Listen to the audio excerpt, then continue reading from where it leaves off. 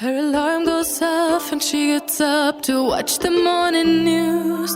Doesn't work no more but tells a lot of stories. Aleluia, amém, irmãos? Mas graças a Deus que nos dá vitória através do nosso Senhor e Salvador Jesus Cristo. Nós estamos alegres de estarmos nesse lugar, nesse santuário, nessa casa a qual nós denominamos a casa do Senhor. Eu estava aqui falando com o Tiago que a última vez que eu estive aqui foi quando o pastor Adelso ainda estava pastoreando. E nós temos, eu estou alegre porque eu falei aqui com o pastor que faltou cadeira. Quando falta cadeira a gente fica alegre, né, irmãos? Porque sinal que a igreja tem crescido, né? E que Deus possa continuar abençoando os irmãos. Vamos abrir nossa Bíblia, irmão, no livro de Mateus, capítulo 4. Livro de Mateus, capítulo 4.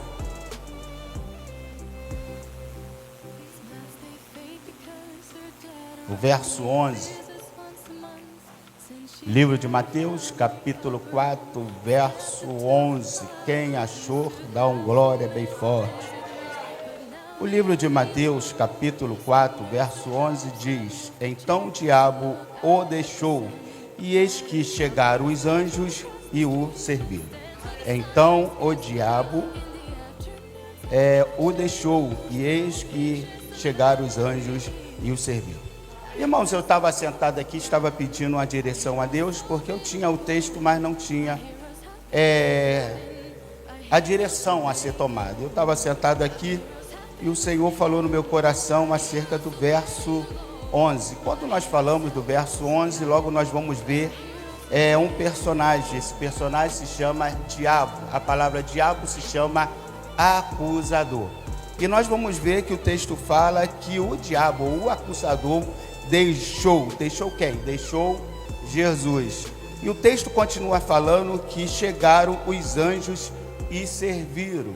Ou seja, no livro de Hebreus nós aprendemos que os anjos, eles são ministros do Senhor enviados para nos servir. Ou seja, os anjos são serviçais para que o Senhor usa para nos servir, para nos abençoar. E quando nós chegamos no verso 11, nós vamos ver que é um final feliz.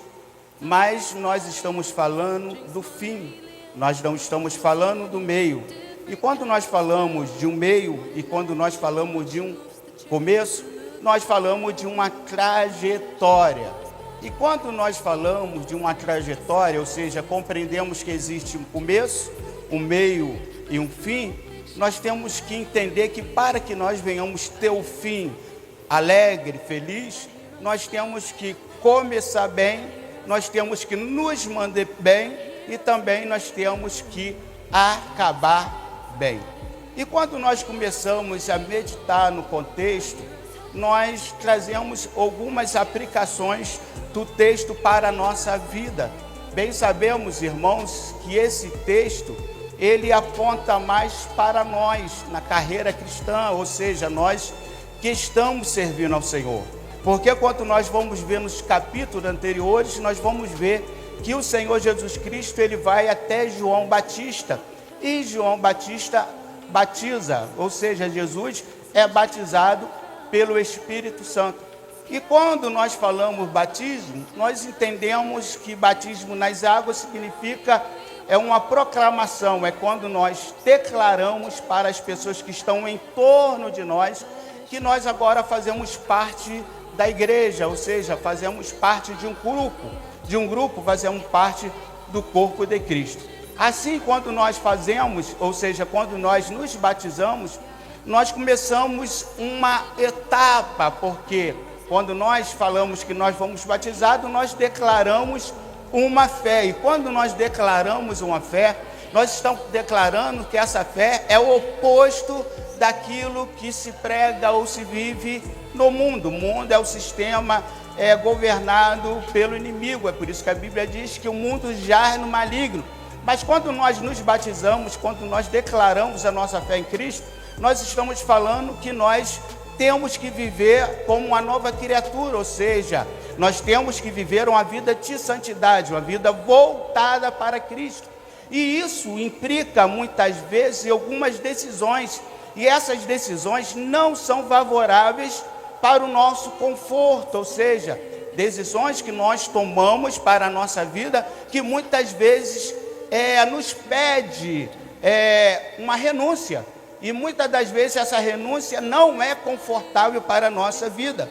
E a Bíblia diz que Jesus, ele foi batizado, e o verso 4 começa assim: então foi conduzido pelo Espírito ao deserto.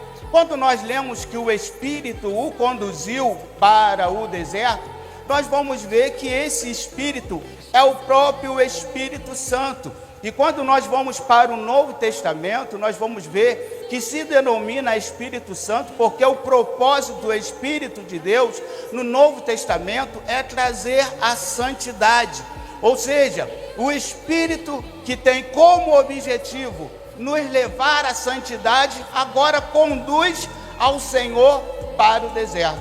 Quando nós falamos em deserto, nós entendemos também que deserto é um lugar de prova, de escassez, onde falta tudo, onde nós não temos aquilo que necessariamente vai trazer um conforto, para as nossas vidas. Isso aí em todo sentido. Nós podemos trazer para a aplicação espiritual que deserto é estar sem família, deserto é estar sem emprego, deserto é estar sem amigo, ou seja, quando nós estamos sem as pessoas ou sem as coisas que é necessário para nós vivermos um bem-estar. Ou seja, nós lemos que o Espírito, que tem o objetivo de santificar, levou o Senhor para o deserto. Ou seja, quando nós olhamos, nós fazemos ou colocamos um ponto de interrogação, nós fazemos uma indagação, como o Espírito de Deus,